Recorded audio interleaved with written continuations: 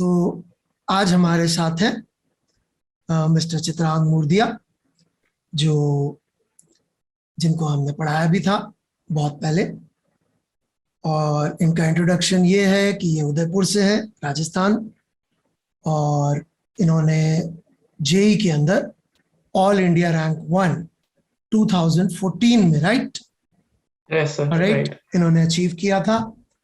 और physics olympiad में India team को रिप्रेजेंट किया था, उसके साथ ही गोल्ड मेडल जीता था। उसके बाद इन्होंने कुछ समय आईआईटी बॉम्बे में बिताया, शायद कुछ महीने।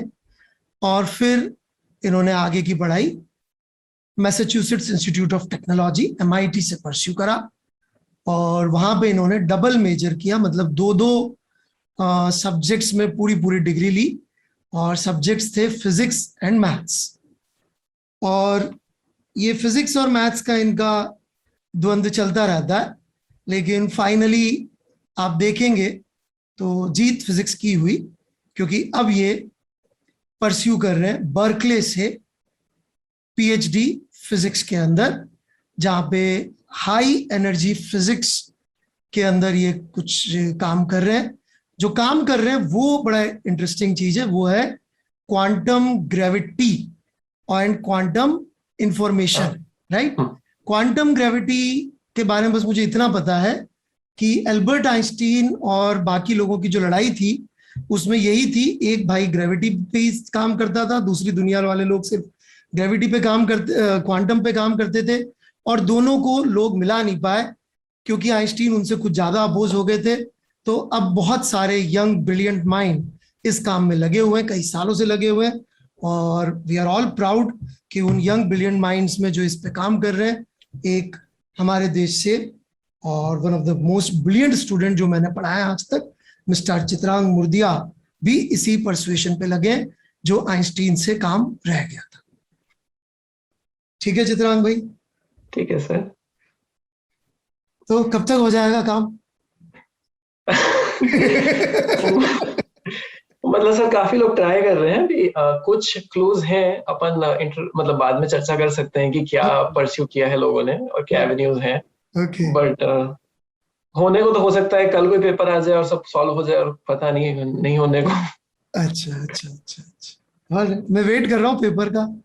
चित्रांग मूर्तिया लिखा हुआ, solves what Einstein left, right? ऐसे ही कुछ होगी ना हेडिंग, जब भी जिसका ही नहीं पेपर सर, आएगा।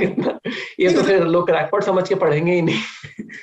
नहीं नहीं मतलब मैं पूछ रहा हूँ, जब भी हेडिंग हाँ, आएगी तो ऐसे ही कुछ आएगी ना, हेडलाइन जो भी सर सॉल्व ऐसी करेगा आएगी।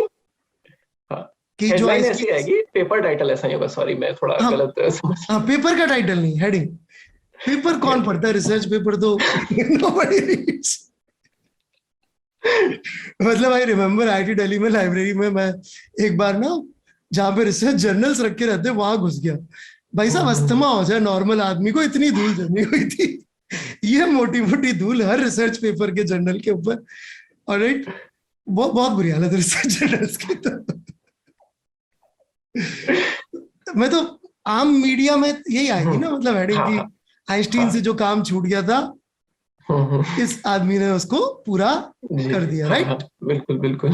है ना? चलो लेट्स होप हेडिंग जिसके भी नाम से आए उसका नाम सी से शुरू होता हो। सरनेम एम हो। Let's hope so.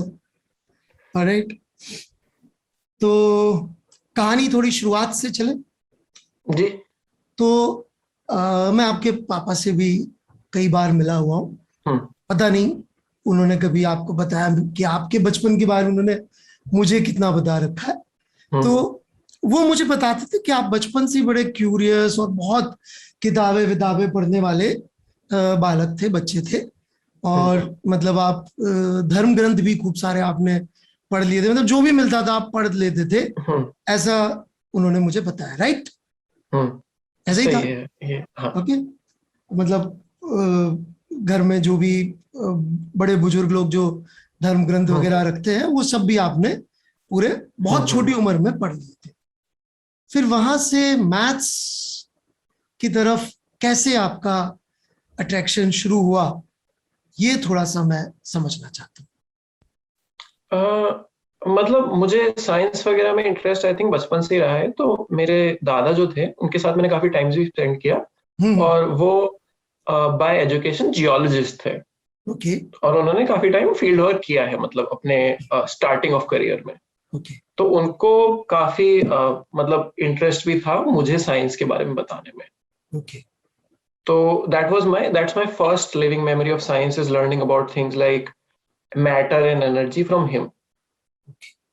कि मैटर एनर्जी में फर्क क्या होता है, इस टाइप की बहुत बेसिक चीजें जो एक 6-7 साल का बच्चा समझ सकता है उसके कॉम्प्रिहेंशन लेवल पे। ओके। फिर वही स्कूल में जाने लगे तो ज्यादातर सब्जेक्ट्स काफी हद तक मेमोराइजेशन बेस्ड होते थे। तो वो ठीक था, मतलब नंबर नंबर आ जाते थे, पर इतना इंटरेस्ट नहीं था। पर मैथ्स जो थी वो एक एक्सपीरियंशियल ज्यादा थी, कि आप उसके साथ ज्यादा ग्रैपल कर सकते हो, आप सवाल कर सकते हो, आपके लिए it was more thought provoking. तो तब से एक बेसिक, मतलब जो एक हर, मेरे को लगता है हर जना जिसको इंटरेस्ट है प्रॉब्लम सॉल्विंग में, उसका मैथ्स की तरफ एक नेचुरल इंक्लिनेशन बन जाएगा, जस्ट बिकॉज वो एक फूड फॉर द ब्रेन है। क्योंकि तब साइंस का भी एक्सपोजर इतना ही था कि वो फैक्चुअल सी चीजें हो जाती थी, उसमें कुछ वो था नहीं, प्रॉब्लम सॉल्विंग तो होती नहीं थी चौथी पांचवी क्लास की साइंस में। हाँ, अपने इंडिया में क्या 12वीं तक भी नहीं होती कि बच्चे को जो है साइंस को मतलब 12वीं तक छोड़िए, मतलब जेई की प्रिपरेशन भी, जो कि हाईएस्ट साइंस का एग्जाम मांगते 12वीं के लेवल पे, उसमें भी साइंस को साइंटिफिकली सोचो, हम्म। क्यूरियसली चीजों को देखो, तोड़ो फोड़ो, ट्राई करो। वो तो अपने देश में अभी तक तो वो सिस्टम शायद अनफॉर्चुनेटली नहीं आ पाया, जैसे अपन इंटरव्यू से पहले बात भी कर रहे थे, तो वो हम्म। नहीं आ पाया। तो science as a statement C, मतलब लोग साइंस मान लेते हैं, if you can repeat a big statement by a big scientist, तो लोग मान लेते हैं हम्म। बच्चा इंटेलिजेंट होगा, राइट? हम्म। काफी हद तक।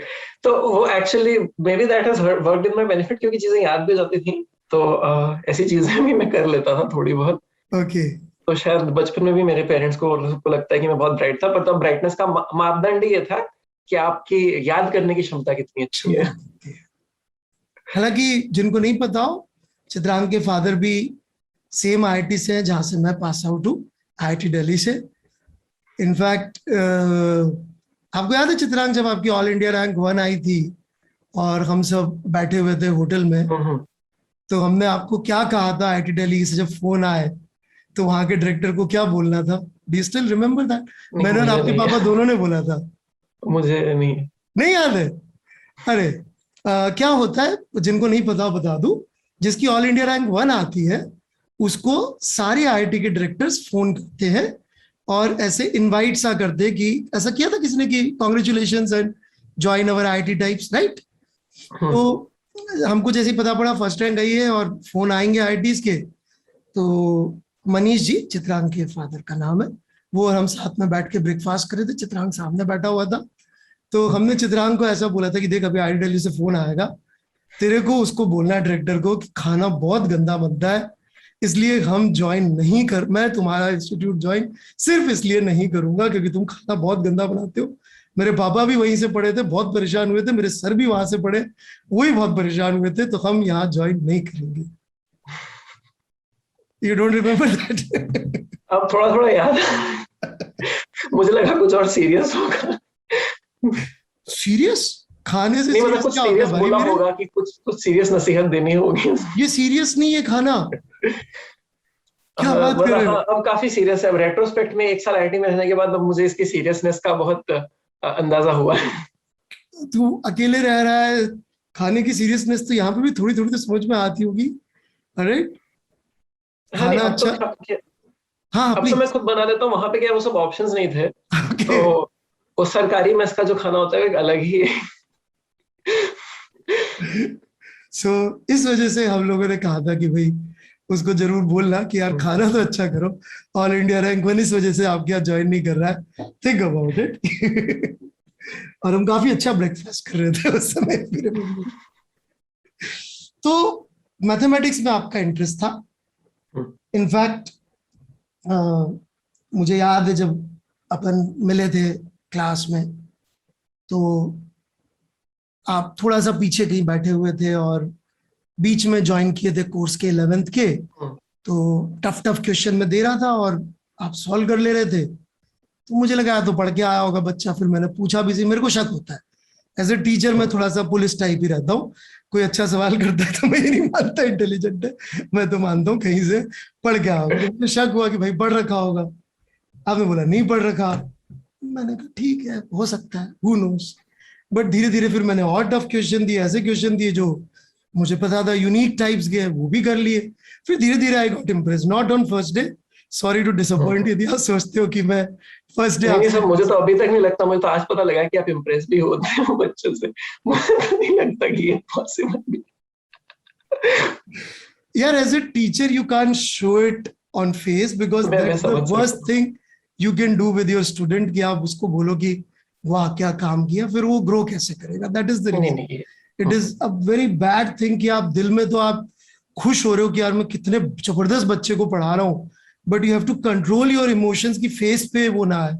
जब आप प्रोफेसर बन जाएंगे ना, आप किसी ब्रिलियंट स्टूडेंट से मिलेंगे तो प्रोबेबली आपको मेरा दर्द उस समय रियलाइज होगा, जिसको आप मेंटर कर रहे होंगे कि ये बच्चा बहुत आगे जाए और कुछ करे, और आपको अपने आप को कंट्रोल करना पड़ेगा, नहीं नहीं यार इतना ही बोलना है बस।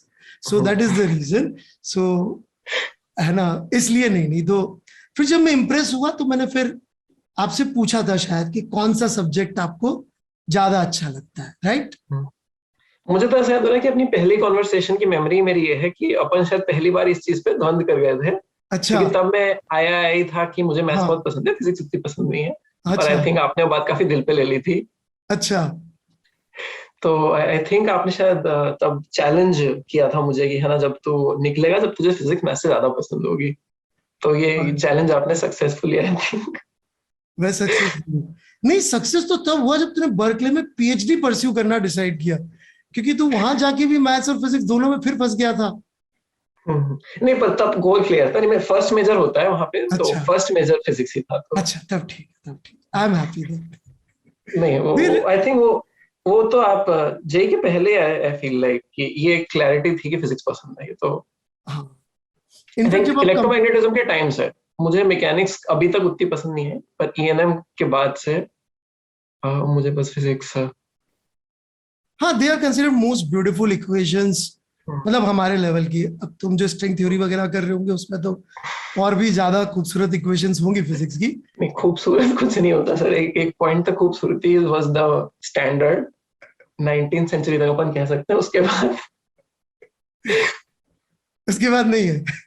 उसके बाद नहीं, उसके बाद कंसिस्टेंसी में, मतलब उसके बाद मतलब they look mathematically beautiful, but वो सिंबल्स का वजन काफी बढ़ जाता काफी है। काफी बढ़ जाता है। वो वही वही बात। इनफैक्ट जब आपका जेई में सिलेक्शन हो गया था, आप कंप्यूटर साइंस ले रहे थे, तब भी पता नहीं आपको, मैंने आपके फादर से एक दो बार इंटरेक्ट किया था, तो मैंने उनको बोला था कि सर नहीं चल पाएगा इसमें, कंप्यूटर साइंस का जो परसुएशन जितना चाहिए इंटेलेक्ट, और जो इस बच्चे का इंटेलेक्ट है वो मैच ही नहीं होता सर। मैंने कंप्यूटर साइंस नहीं करी, पर मुझे पता है कि कंप्यूटर साइंस के लिए कितना दिमाग चाहिए होता है, और फिजिक्स किन लोगों को सेटिस्फाई करती है। तो इसकी जो भूख है, जो इसकी प्यास है सीखने की, वो कंप्यूटर साइंस से तो शायद सेटिस्फाई नहीं हो पाएगी। इसको आपको फिजिक्स ही परस्यू करानी चाहिए। एंड आई रिमेम्बर इट, मैं दीपावली की छुट्टी में कहीं गया हुआ था, and I received a call from your father कि सर ये परेशान सा हो रहा है अभी, I don't think he will be able to pursue. तो थोड़ा उस तरफ चलते फिर वापस जेई पे आएंगे कि वो क्या हुआ था। वैसे सही तो है कहानी मतलब कि अपन आईटी नहीं, ज्वाइन कहानी किए, बिल्कुल कंप्यूटर सच है। साइंस अब लिए थे, मेरे राइट, और October November that is like first semester का एंड ही होगा, बिकॉज अगस्त में सेमेस्टर शुरू होता है। तो सही इट है। वाज लाइक फर्स्ट सेमेस्टर पूरा खत्म भी नहीं हुआ था, and I received a call from your father. This I remember very clearly. मैं बैंगलोर में था मेरे ब्रदर के घर में, वहां मेरे को फोन आया था, तो रिमेंबर इट वेरी क्लियरली कि यार मेरा कितना मतलब अच्छी रीडिंग थी इस बच्चे की, कि ये परस्यू नहीं, मतलब कंप्यूटर साइंस इसके लेवल से बहुत नीचे की चीज है। Please continue, sorry. तो हाँ, मतलब मैंने सीएस में देखो, एक तो मतलब आई थिंक ये भी शायद आपने बोला है कि स्टेटमेंट शायद मुझे याद नहीं है, पर ऐसा कुछ कि जब ब्रांच चूज करने की वो आती है बारी, तो नोबडी थिंक्स, मतलब मैंने भी शायद मेरी पूरी बुद्धि उस फेज पे कभी स्पेंड ही नहीं की कि क्या ब्रांच चूज करनी चाहिए। वहां पे जो बाकी लोग कर रहे होते हैं कि भाई इतनी रैंक आई है तो आप ये कर लो उसी में कूद गए, कितने भी रैंक आ जाए उससे फर्क नहीं पड़ता। मतलब ऑब्वियसली रैंक आ गई थी। कुछ हद तक तो शायद मैं क्लैरिफाई भी नहीं कर पाया था क्योंकि रैंक आ गई थी और उस दिन इंटरव्यूज हुए थे रैंक आते ही। तो वहीं पे सब पूछ रहे थे कि अब क्या करोगे क्या करोगे, तो एक वो मुंह से निकल गया सीएस। और फिर उसके बाद कभी वापस उस डिसीजन को रीथिंक करने का मौका ही नहीं मिला ब्रांच भरने के बाद तक कि और क्या करना चाहिए। एक दो लोगों से मैंने बात जरूर की थी उस फेज पे भी, पर तब भी क्वेश्चन था सीएस और इलेक्ट्रिकल इंजीनियरिंग में, और ज्यादातर लोगों का ये था कि इलेक्ट्रिकल में तो क्या ही करोगे, सीएस कर लो, एटलीस्ट मतलब इंफ्रास्ट्रक्चर वगैरह शायद बेटर मिल जाएगा इंडिया में। Right right. कि थोड़ा क्योंकि फिजिक्स का रुझान है तो शायद तुम इलेक्ट्रिकल में शायद ज्यादा खुश रह पाओगे। पर फिर फाइनली मैंने सीएस परस्यू करने का सोचा, आईआईटी चले गए। उसके पहले मैं आईपीएचओ करके आया था, तो मैंने आईआईटी के एक्चुअली ओरिएंटेशन वगैरह भी नहीं अटेंड की थी क्योंकि आईपीएचओ के लिए चले गए थे। तो वहां पे वापस एक एक नए सिरे से आप फिजिक्स से इंटरेक्ट किए, जहाँ पे आप एक्सपेरिमेंट्स भी किए, थ्योरी भी किए, आप काफी अच्छे बच्चों से इंटरेक्ट किए जो मतलब सब जगहों से आए थे।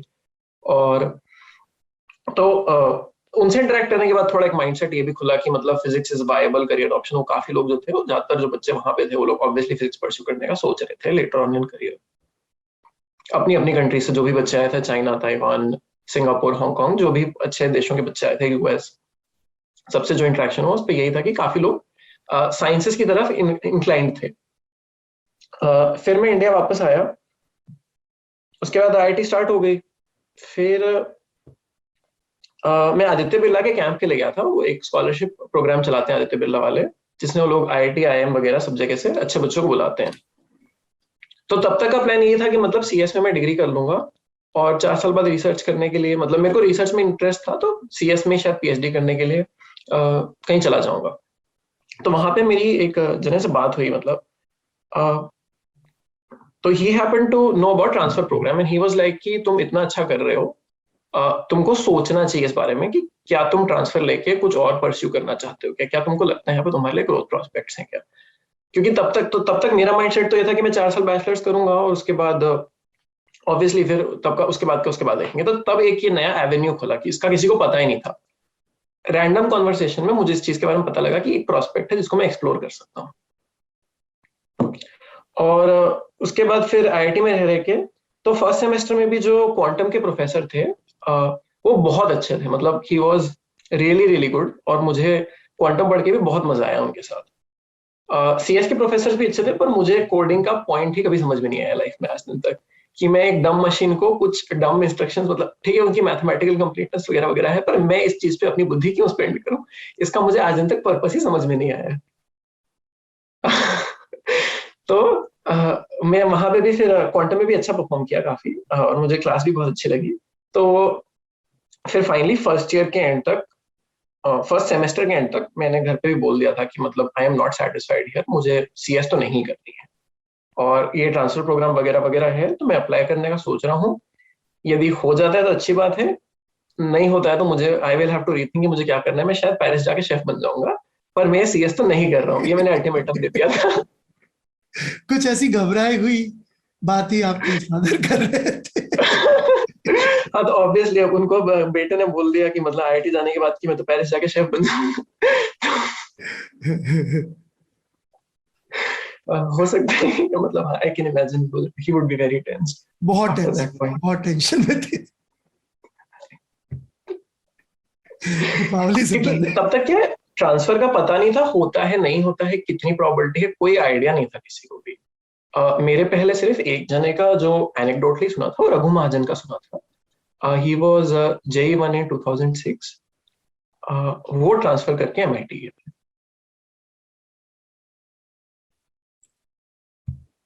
चलिए, शेफ तो बनने का प्रयास आप शायद आजकल भी कर रहे हैं। अब प्रोफेशनली तो अब नहीं कर रहा। इस पे बाद में आएंगे। तो फिजिक्स में जैसे आप जो पहली बार इंटरेस्ट आया, वो मतलब क्या चीज, मतलब व्हाट इज इट दैट, कि क्योंकि मैथ्स अपने आप में देखिए कंप्लीट है, ब्यूटीफुल है, और जबरदस्त मतलब प्रॉब्लम्स हैं जो आप लाइफ टाइम सॉल्व करते रह सकते हो, बहुत मतलब मुझे, मैं फिजिक्स का टीचर हूँ, बट मैं अभी भी मेरे ट्विटर फीड पे इधर उधर मैथ्स की कौन सी प्रॉब्लम क्या चल रही है, किसने क्या किया क्यों किया, समझ में तो नहीं आती अंदर से, पर समझ में आता है कि मैथ्स बहुत ज्यादा इंटरेस्टिंग है। तो हाउ डिड फिजिक्स की किस चीज ने आपको ओवर पावर कर लिया कि नहीं यार ये उससे भी आगे की चीज है? मतलब there must be some point ना कि जहां पे आपको लगा होगा कि नहीं यार ये परसुएशन कुछ अलग ही है, तभी तो इंसान मतलब बचपन से, और इतना प्राउडली आप मुझे बोले थे मैथ्स बहुत अच्छा लगता है, एंड आई वाज लाइक यार इतना अच्छा बच्चा फिजिक्स में है ये, और ये मुझे बोल रहा है उठा के मैथ्स अच्छा लगता है। अच्छा, बोलते आप ऑनेस्टली क्लियरली थे, तो मैं भी दिल पे ले लेता था कि यार ये कैसे, मतलब कि मतलब मैं इतने दिल से पढ़ा रहा हूँ ये सब्जेक्ट, और ये इतना मुझे दिखता है इतना ब्यूटीफुल है, इसका माइंडसेट उस तरह का है। मतलब मैं बहुत ज्यादा दिमाग तो नहीं है मेरे में, बट ये दिखता था कि माइंडसेट उस तरह का है। 2-3 प्रिडिक्शन सही हुए मेरे। एक और मेरा ऐसा स्टूडेंट था, उसको मैंने कहा था कि भाई तू मत कर ये सब, तू फिजिक्स के लिए ही बना है, और उसने नहीं मानी, उसने इलेक्ट्रिकल लिया। फिर इलेक्ट्रिकल लेके बहुत परेशान हुआ, फिर किसी तरह से उसने अभी ब्राउन यूनिवर्सिटी में शायद वो फिजिक्स में शिफ्ट हुआ है, बड़ी मुश्किल से, मतलब वो बताता है अभी। तो उसको भी मैंने किया था कि यार तेरे लिए सब्जेक्ट नहीं बना, you are not made for engineering. तो क्या मोमेंट था आपका जब आपको लगा कि नहीं यार ये ज्यादा अच्छी है, मतलब या ये ज्यादा इंटरेस्टिंग है? What was the moment you fell in love with physics? Maybe probably that is the question I am asking. तो मतलब this will come back to you actually, क्योंकि मुझे याद है कि ईएनएम जब हम पढ़ रहे थे आपसे, तो अपनी इस बात में चर्चा हो रही थी कि मैक्सवेल की चारों इक्वेशन कंप्लीट है कि नहीं है। अच्छा। और शायद बायोसवार्ट लॉ या कुछ प्रॉपरली डिराइव नहीं हो पा रहा था। हाँ हाँ हाँ हाँ। तो तब जो आर्ग्यूमेंटेशन, रीजनिंग और वो जो एक पूरा एक मेंटल पजल जो था उस ईएनएम में जो मेरे को करने को मिला, कि it's a combination not just of equations but of arguing एक कंप्लीट साउंड आर्ग्यूमेंट क्या होता है, मतलब so it was a mathematically complete argument, but उसको कैसे फिजिकल सिचुएशन में अप्लाई करना, कैसे सिमेट्रीज को यूज करना सिस्टम की। तो वो एक जो पूरा थॉट प्रोसेस था, वो फिजिक्स के बारे में मुझे बहुत अपील करता है कि this whole contact between the maths, the symmetry, the real world thinking, the visualization, जो एक intersection है इन सब चीजों का, that is what is very appealing to me. It's answering nature's questions, but the critical reasoning that is required and the combination of skills that is required is what really fascinated me. तो उस point पे turning point था। उसके बाद तो फिर आईपीएचओ की problem से भी इंटरेक्ट किए, तो वो प्रॉब्लम्स भी काफी मतलब जिस तरीके से बनाई हुई होती है, तो आईएमओ की प्रॉब्लम्स काफी ड्राई सी होती हैं, एक सिंगल स्टेटमेंट की प्रॉब्लम होती है कि ये कर दो। मतलब आईपीएचओ वगैरह की प्रॉब्लम्स मॉडलिंग बेस्ड होती हैं, कि जैसे तुमको एक रियल वर्ल्ड फिनोमेना है, अब यूं कहने को तो अपन कह सकते हैं कि मतलब फॉर ऑल प्रैक्टिकल पर्पसेस कि यदि आप यूनिवर्स के हर पार्टिकल पे न्यूटन्स लॉ लगाओगे, बाय एंड लार्ज तो आप दुनिया का सब कुछ कर सकते हो। तो फिर हम थर्मोडायनेमिक्स वगैरह क्यों पढ़ते हैं? क्योंकि that's not a practical solution. So that challenge of actually applying this mathematical framework, the model building process, is what is really exciting. कि कैसे मतलब IPHO के problems में they would start from scratch and use some equations to build a model for how a hot air balloon goes up the air.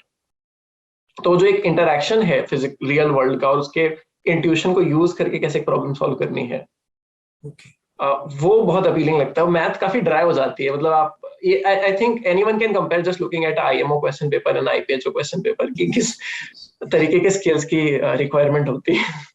Hot air balloon वाला सवाल आपको अभी तक याद है? और जो आप बता रहे थे बायो-सेवर्ट लॉ वगैरह वाली कहानी, वो मैं थोड़ा सा आपको याद दिला देता हूँ फॉर ओल्ड टाइम्स से, कि वो मोमेंट कौन सा था। वो मोमेंट था कि हमने गॉसलो में ये, मतलब थोड़ा पागलपन मेरा भी था कि मैंने गॉसलो पढ़ाते हुए बोला यार अपन गॉसलो से ही सब करेंगे, क्योंकि जब जेम्स क्लार्क मैक्सवेल ने कूलम्स लॉ को पार्ट ऑफ इलेक्ट्रोमैग्नेटिज्म नहीं माना है, तो अपन गॉसलो से सब कुछ करेंगे। तो ये मैंने दांव खेल तो दिया था, राइट। अब बारी आती है एम्पियर लॉ की। बायो-सेवर्ट लॉ भी मैक्सवेल की इक्वेशंस में नहीं है। अब हुआ ये, सब लोग जो भी मेरे स्टूडेंट सुन रहे हैं देख लेना भाई, मुझे ये चीज नहीं आती थी, ये इनसे सीखी है मैंने, या जॉइंटली सीखी है, जैसे आप चाहे कह लीजिएगा, ऑलराइट। तो बायोस जब हम एम्पियर लॉ की एप्लीकेशन पे आए, तो हुआ ये कि एक पर्टिकुलर जगह पे अटक जाते जो प्रूव नहीं हो पाता without using Biot Savart law. And then you pinpointed कि सर यहां तो बाय-सेवर्ट लॉ यूज कर रहे हो, इसका मतलब मैक्सवेल की इक्वेशंस कंप्लीट है कि नहीं? मैंने कहा बात तो सही बोल रहा है। और वो थी बेसिकली एक करंट कैरिंग वायर की, इनफाइनाइट करंट कैरिंग वायर की एक्सियल फील्ड। आज भी जब मैं वो पढ़ाता हूं तो मेरे को याद रहता है कि ये चित्रांग ने बताया था। अब मैं नाम कम यूज करता हूं, पहले तो यूज करता था, अब वो बहुत टाइम हो गया इसलिए। So it is become part of me also now, learn from you. Alright, तो वो मोमेंट पे आप आर्ग्यूमेंट लेकर आए थे कि वो लूप कंप्लीट नहीं होगा यदि वो एक ही डायरेक्शन, एक्सियल डायरेक्शन में रहेगा, and that comes from the second law, that is basically close integral B dot D is equal to 0। तो मुझे तो अभी तक पूरा याद है कि किस मोमेंट पे वो जिसको बोलते ना एनलाइटन हुए थे, फिजिक्स का निर्वाणा प्राप्त हुआ था कि यही वो जो रास्ता है। तो वो जो एक बर्स्ट ऑफ डिस्कवरी का जो प्लेजर है ना, वो आई थिंक मुझे फिजिक्स से ज्यादा मिलता है कि जब ऐसा कुछ, क्योंकि ये प्रॉब्लम मैथमेटिकली आई थिंक वो काफी ओपन एंडेड है कि हाँ ठीक है, मैथ वाले कोई दिक्कत नहीं होगी कि वो फील्ड लाइंस है तो है, एक्सियल फील्ड है, क्या दिक्कत है। हाँ हाँ ये जो, पर फिजिसिस्ट नहीं इसके साथ चैन से रह सकता। एग्जैक्टली, मतलब रिजिड बॉडी ने आपको इतना परस्यू नहीं किया, वेव ने भी नहीं किया, इलेक्ट्रोमैग्नेटिज्म का भी एंड, मतलब it was like we were ending the physics के लास्ट में ही आता है इलेक्ट्रोनिज्म, तब जाके आपको उतना ज्यादा इंस्पिरेशन। मतलब मुझे एएनएम पसंद था शुरू से। इधर mathematical beauty of ENM is so appealing to me. मैं अभी भी मतलब कोशिश करता हूँ कि जब मैं कोई क्लास पढ़ा रहा हूँ, अभी भी नेक्स्ट सेमेस्टर में क्लास पढ़ाऊंगा, तो मैं ग्रेड लेवल एएनएम क्लास ही पढ़ाऊंगा। मुझे अभी तक एएनएम पढ़ाना बहुत पसंद है। अच्छा, सही। एंड यू टीच वो एम्पियर लॉ का सॉलिड वाला डेरिवेशन, सॉलिड वाला एप्लीकेशन?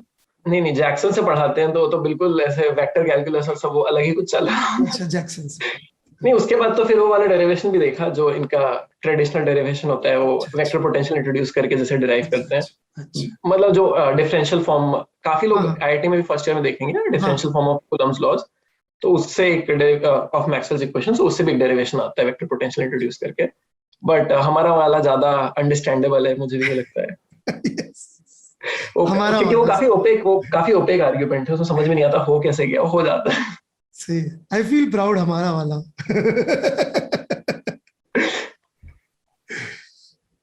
तो थोड़ा सा और पीछे जा रहा हूं मैं। जेई प्रिपरेशन का डिसीजन मेरे ख्याल से इजी सा ही रहा होगा करना है, मतलब फादर आईआईटीएन और मैथ्स अच्छी लगती है, या उसमें भी कुछ था? एक्चुअली इतना इजी था नहीं। अच्छा, वो इसीलिए जेई मैंने रेट प्रिपेयर चालू किया एक्चुअली, क्योंकि जब हाँ हाँ, स्टार्ट वही किया वही था वही वही वही। मेरा मतलब ये क्लैरिटी थी कि मुझे इंजीनियरिंग जॉब नहीं करनी, मुझे डेस्क जॉब करने में, इंजीनियर बनने में कोई खास इंटरेस्ट नहीं था। मुझे रिसर्च करनी थी, ये क्लैरिटी थी कि मतलब इवेंचुअली ठीक है एजुकेशन वगैरह हो जाएगी। तो इसीलिए मैंने जेई कोचिंग, मतलब ट्रेडिशनली जना कब स्टार्ट करेगा, अप्रैल में जो बच्चा सीरियसली जेई कंसिडर कर रहा होगा वो अप्रैल में स्टार्ट कर देगा जेई करना। तब ये सोच लिया था कि स्कूल तो नहीं जाना है क्योंकि काफी रिडंडेंट सी चीज है। तो स्कूल वालों से कुछ बात कर ली थी, अब ठीक है बहुत साल हो गए तो शायद मैं बोल सकता हूँ ओपनली। तो वो डमी स्कूल वगैरह की व्यवस्था कर ली थी उदयपुर में ही, पर क्लैरिटी नहीं थी क्या करना है। तो शुरू शुरू में तो मैं बस जो किताबें थी उनको खुद से सॉल्व कर रहा था, हॉल एंड नाइट, एसएलोनी वगैरह जो बेसिक किताबें होती हैं, एच.सी. वर्मा, शुरू शुरू के चैप्टर खुद से ही कर रहा था। यहाँ पे फिजिक्स वगैरह के एक टीचर थे परवेज सर, वो काफी मतलब सर को भी जानते हैं, और तो उनके साथ पढ़ रहा था। फिर मैथ में एक्चुअली इशू ये था कि उदयपुर में कोई इतना अच्छा टीचर नहीं था जो कि जेई लेवल की मैथ मुझे पढ़ा पाता। तो उसके बाद ये सोचा कि मेरे कुछ रिलेटिव जयपुर रहते हैं, तो बंसल क्लासेस जयपुर में गया 2 महीने के लिए। वहां पे मैंने फिर उनकी थोड़ी बहुत क्लासेस अटेंड की। तो उसके बाद फिर ये रियलाइज हुआ कि अब घर से भी दूर ही रह रहे हैं, और जेई की प्रिपरेशन मतलब होते होते चालू हो ही गई है जैसे भी, फॉर वॉट एवर रीजन, तो इसको परस्यू कर लेते हैं, कोटा जाने का सोच लेते हैं। तो फिर उसके बाद इसीलिए मैं आपको तो पता ही है कि मैं नवंबर दिसंबर में स्टार्ट किया था मैंने प्रिपरेशन। तो और मेरा शुरू के 1-1.5 साल तक भी पर्सपेक्टिव ये था कि आईआईटी हो गया ठीक है, नहीं हुआ तो भी कोई बात नहीं, पर आईएससी चले जाएंगे। मतलब एक बार केवीपीवाई हो गया था तो एक क्लैरिटी थी कि आईएससी अब एडमिशन ले लेगा।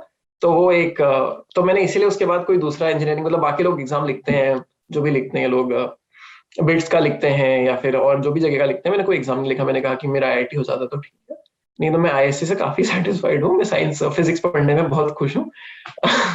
तो मैंने, तो मतलब मैं तो ऑलमोस्ट आप मान लो कि लास्ट दिन तक, इवन जेई के एग्जाम देने तक यही था कि ठीक है कोई ढंग की ब्रांच मिल गई तो ठीक है, नहीं तो मैं ऐसे जाने में बहुत खुश हूँ। तो काफी इस पे मैं बीच में थोड़ा सा पूछना चाहूंगा जो आप कह रहे हो, लेकिन मेरे पास एक फोन आया था जेई के दोनों पेपर के बीच में। हम्म, मैं उठाने में 5 मिनट लेट हो गया था, फिर आपके फादर का दोबारा फोन आया तो उनसे बात हो रही थी।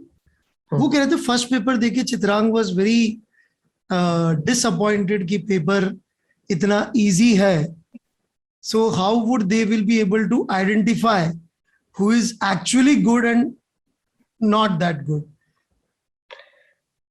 एक्चुअली दिक्कत शायद रही है, सर को तो पता ही है कि मतलब इजी पेपर में मेरी परफॉर्मेंस मतलब उतनी अच्छी नहीं होती थी, क्योंकि मेरा सैचुरेशन पॉइंट है। तो पेपर जितना हार्ड बनेगा मेरे लिए जिंदगी उतनी आसान है।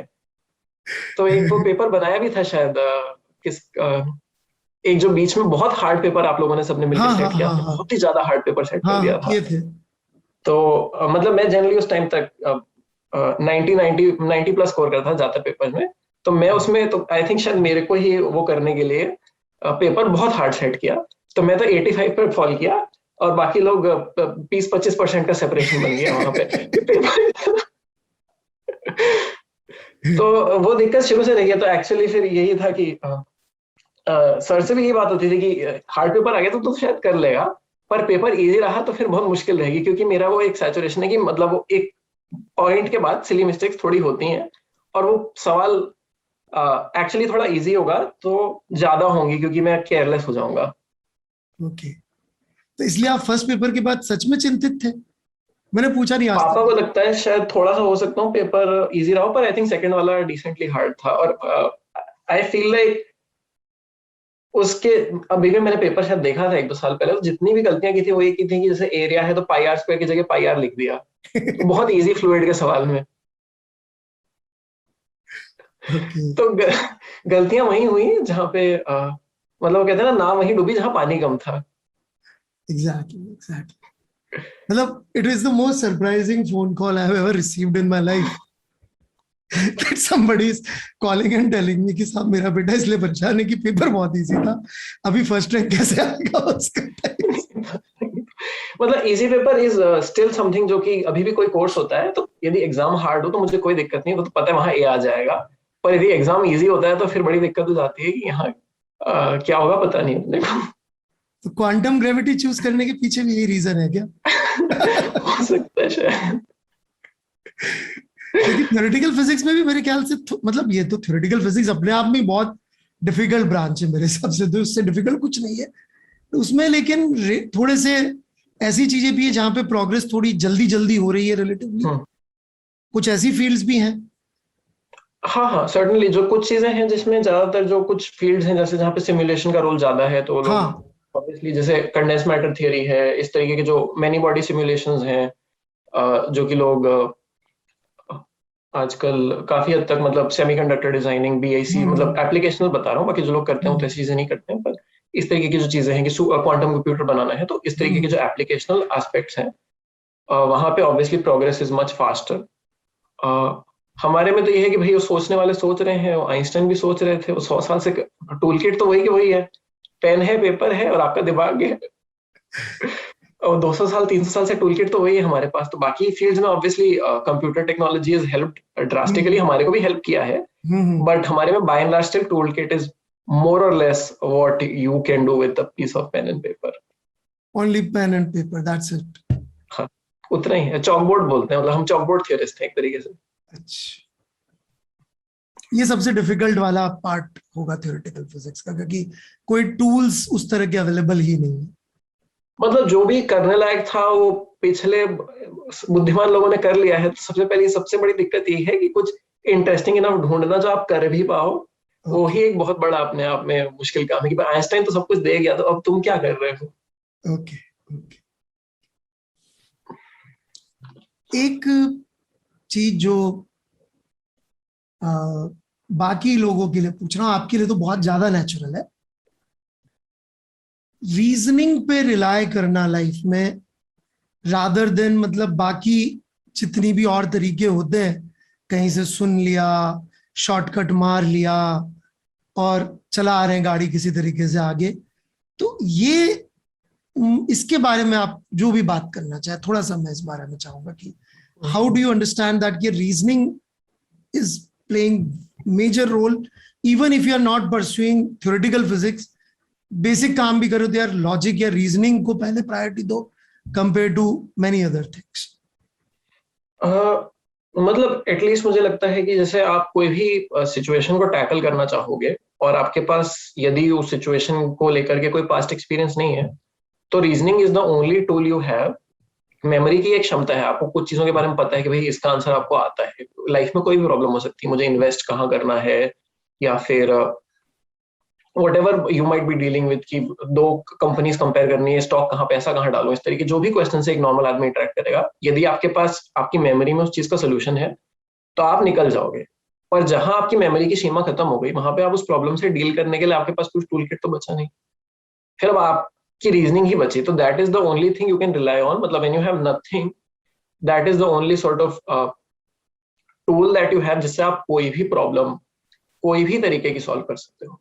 तो यदि आप मेमोराइजेशन पे चलोगे तो आप जहां पे आपकी मेमोरी के बाहर का सवाल बनेगा, वहां पे आप लाइफ में फंस जाओगे। पर यदि आप रीजनिंग रीजनिंग से चलोगे तो बस यही है कि तो आप हर प्रॉब्लम जो भी जैसा भी है आप टैकल करने की वो रहेगी कि if I think through the various possibilities I can certainly find the way out. अब उसमें आप you will also develop ways, backward reasoning, negative reasoning, उस तरीके होते हैं वो। मतलब जैसे सर भी बता देंगे करियर पाथ चूज करना है, आप कैसे चूज करोगे? तो भाई आप यही करोगे ना, कोई आदमी तो है भाई सुन सुन के कर लेगा। जैसे मैंने जेई की ब्रांच क्यों चूज की, मैंने रीजनिंग नहीं की तब, तो वो एक गलत डिसीजन मैंने लिया, क्योंकि मैंने तब रीजनिंग नहीं लगाई अपनी कि शायद मुझे सीएस नहीं लेनी चाहिए। तब मैंने वही कर लिया, मेमोराइजेशन के उस पर चले गए कि सीएस ले लेते हैं, यही तो करता है जेई वन। तो that is my real life example कि जहां रीजनिंग नहीं लगाई वहां पे ये दिक्कत हो जाती है कि आप गलत डिसीजन भी शायद ले सकते हो क्योंकि आप मेमोरी पे चल रहे हो। और वेरिएबिलिटी से देखिए लाइफ कांस्टेंट तो होता नहीं है, प्रीडिटरमाइंड चीजें आनी नहीं है, आनी सारी चीजें वेरिएबल ही है। तो वेरिएबल चीजों को कैसे मैनेज करोगे, बेसिक सी बात मुझे ये लगती है, because there is no set pattern of life की ऐसा ऐसा ऐसा ही चीजें आएंगी। कितना ही आप कंफर्टेबल जोन में चले जाओ लाइफ में, बट कुछ ना कुछ तो ऐसी उल जरूल चीजें आनी है। तो यदि आपने अपनी रीजनिंग से चीजों करने की कोशिश करी तो वेरिएबिलिटी को शायद ज्यादा बेहतर तरीके से बैलेंस कर सके।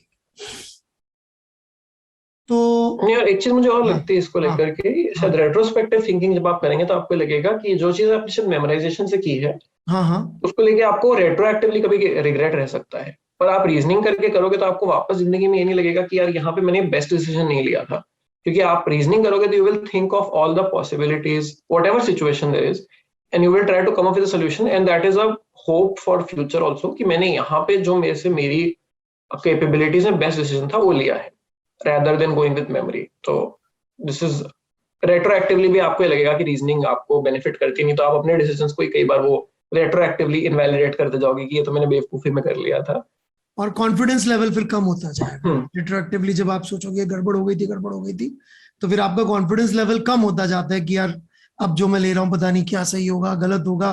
फिर वो एक्शंस में, पर्सनैलिटी में, हर चीज में फिर वो दिखने लग जाता है, कॉन्फिडेंस भी गायब हो जाता है। बिल्कुल सही, बहुत शानदार बात। तो MIT में अपन पहुंच गए, आपकी कहानी को वहां से उठाते फिर से। क्या डिफरेंस आपको यहां से वहां पे लगा,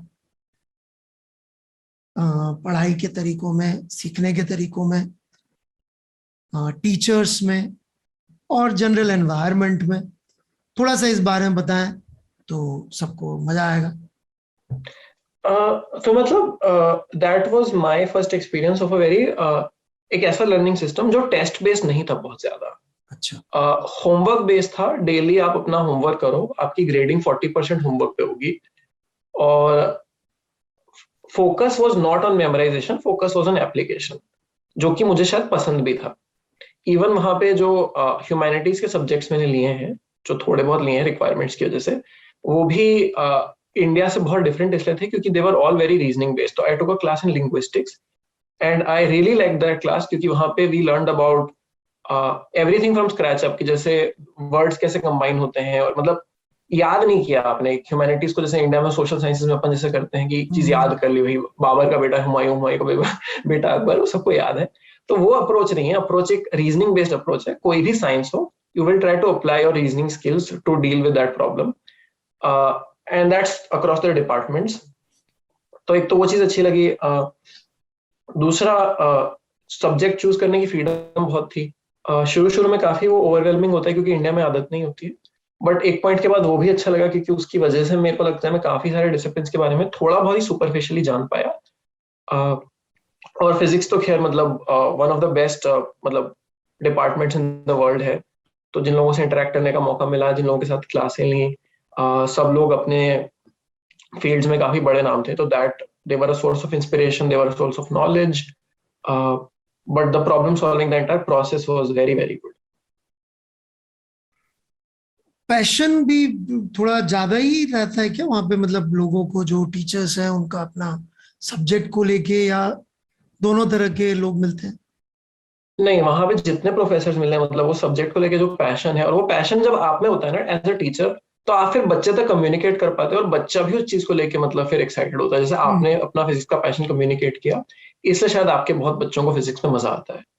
तो वो टीचर पैशनेट होगा, भले ही वो कभी कभी शायद उतना अच्छा टीचर नहीं हो, पर यदि वो शेयर जो प्लेजर होता है ना किसी टीचर का पढ़ाते वक्त फिजिक्स को देख करके, वो भी कम्युनिकेट होता है समहाउ, मेरे को लगता है स्टूडेंट्स तक, and that is also very important. तो वहां पे तो खैर फैकल्टी ज्यादातर फिजिक्स को लेके बहुत पैशनेट थी, और टीचिंग को लेके बहुत पैशनेट थी। तो जैसे नोबेल अनाउंस होते थे, तो अगले दिन मेरे को याद है मेरे क्वांटम का प्रोफेसर इज लाइक कि देखो नोबेल में आज जो फिजिक्स यूज हुई है, तो आज मेरा लेक्चर में कुछ और बात करने की सोच रहा था, पर आज तो मैं फिर नोबेल अनाउंस हुआ है, तो I will try to explain using our concept today कि नोबेल किसके बारे में है।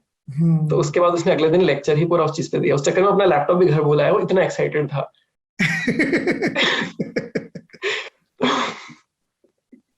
मतलब रियल पैशन वाले लोग ही मतलब हाँ, उस सब्जेक्ट में आते हैं, ऐसे नहीं कि भाई चलो कुछ नहीं था तो अपन प्रॉफ बन गए टाइप्स। ओके। जब आप प्रोफेसर बनेंगे तो इलेक्ट्रोमैग्नेटिज्म के कोर्स हमेशा लिया करेंगे। अब पढ़ाने की तो कोशिश मेरी आई थिंक मुझे रहेगी। हाँ, मुझे बहुत ज्यादा पसंद है ओके। इंडियन पढ़ाना। और पेपर इजी बनाएंगे कि हार्ड? आई थिंक मिक्स्ड, थोड़ा एक हार्ड क्वेश्चन तो मुझे लगता है अभी भी होना चाहिए, पर हाँ मतलब बाकी बच्चे भी परेशान नहीं। तो इजी की hard? 50% medium, 30% easy, 20% hard. I think वही रेशियो काफी अच्छा रहता नहीं, काफी हार्ड बनाने वाले हो आप। मैं बता दूं। है। नहीं वो क्योंकि जो कोशिश रहेगी आपका कि बच्चे परेशान ना हो। टीचर को तो लगता है ना एक्चुअली कि यार ये तो बहुत ऑब्वियस सी बात समझाई थी मैंने, और वो वाली चीज जब आप बच्चों को देते हो उनके लिए तो बहुत हार्ड होती है, और जो हार्ड होता है वो तो इम्पॉसिबल होता है एक्चुअली। अब वो तो सर एक्सपीरियंस करके शायद पता लगेगा। मैंने अपने जीवन का पहला पेपर बनाया था, तो उसमें 400 बच्चों में से शायद 395 के 1.5 नंबर आया था मैक्सिमम, 0 या 1.5, 40 में से 2-3 बच्चों के 10 या 12 मार्क्स आए थे। तो बंसल सर ने फोन किया, मैंने उठाया, तुम 1 नंबर के गधे टीचर हो? मैंने कहा यस सर। ऐसा पेपर बनाते हैं? मैंने कहा सर पहली बार बनाया सर। पेपर ही कैंसिल कर दिया था उन्होंने।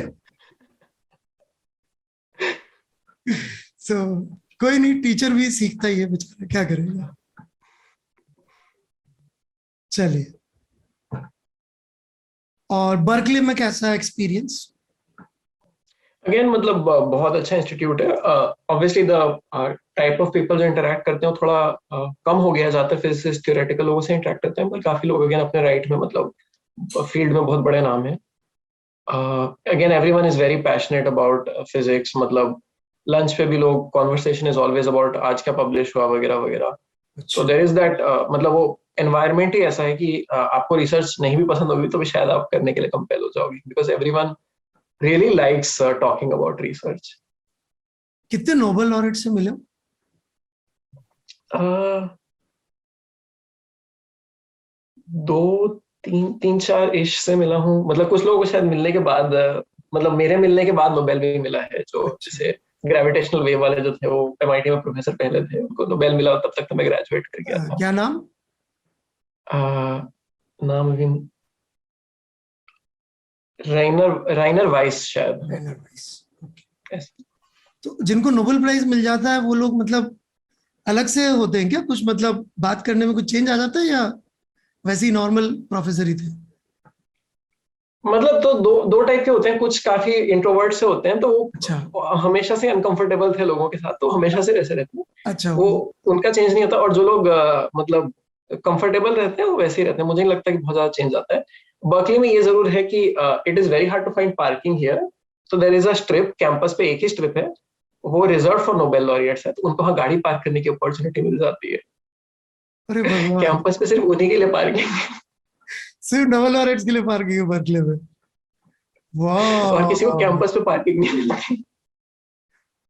सही है यार। तो दिस इज मतलब वही ग्रेट। लोग कहते हैं कि यहाँ पे लोग नोबेल इसलिए नहीं लाते हैं कि उनको और कुछ चाहिए, उनको इसलिए लाते हैं कि उनको पार्किंग स्पेस में। फील्ड्स मेडल वगैरह वालों को भी नहीं, बेचारों को? नहीं, किसी को नहीं। फील्ड्स मेडल तो ज्यादा टफ होता है। पार्किंग वहां लिखा हुआ है, एनएल पार्किंग, एनएल रिजर्व। कैसी जगह होगी यार दुनिया में जैसे पार्किंग के लिए नोबेल प्राइज चाहिए? That must be amazing. वाह। तो अब आप करीब करीब फिजिसिस्ट फिजिसिस्ट तो है ही सही, एक मतलब जिसे बोलते हैं टेक्निकली डिग्री विग्री के साथ उसके करीब करीब पहुंच ही गए वहां पे, तो अभी फिजिसिस्ट अभी बनते हो तो मतलब? हाँ। नहीं, एक दो साल और हैं अभी तो डिग्री में भी, तो फिर हाँ। पर हाँ रास्ते में है, पहुंच हाँ जाएंगे। मतलब फिजिसिस्ट ही है मोर और लेस, हम्म राइट? बर्कले हम्म फिजिसिस्ट है आप। तो मतलब ये हम्म क्या होता है, मतलब फिजिसिस्ट मतलब कैसा लगता है, मतलब how it changes you like, मतलब लोग सोचते फिजिसिस्ट मतलब पता नहीं, मतलब कहीं और ही सोचता होगा कुछ और, मतलब how does it feel like becoming a physicist? क्योंकि जब अपन पढ़ते थे, अपन जब फिजिसिस्ट वर्ड यूज करते थे, आपको याद हो तो अपन मतलब बड़ा पेडिस्टल पे रखते थे कि भाई पता नहीं मतलब कहाँ क्या कैसे करता होगा ये आदमी। तो अभी कैसा, मतलब one you have become one of that? मतलब पर्सनली चेंज नहीं लगता, ये है बस कि जो एक कंसेप्शन था शायद वो, मतलब एक बच्चे का कंसेप्शन काफी एक रोमांटिक इमेजिनेशन टाइप का होता है। ओके। तो मुझे तो बचपन में लगता था कि हाँ मेरी लैब लैब होगी और मैं केमिकल्स मिक्स करूंगा और कुछ, मतलब बहुत, मतलब बहुत बचपन का बता रहा हूँ मैं, ऐसा कुछ करूंगा। फिर थोड़े टाइम बाद ये पता लग गया था कि एक्सपेरिमेंट तो देखो नहीं होने वाले हैं, बस की नहीं है, वो ताकत ही नहीं है अपने में। क्यों क्यों एमआईटी में क्लास ली थी। क्यों?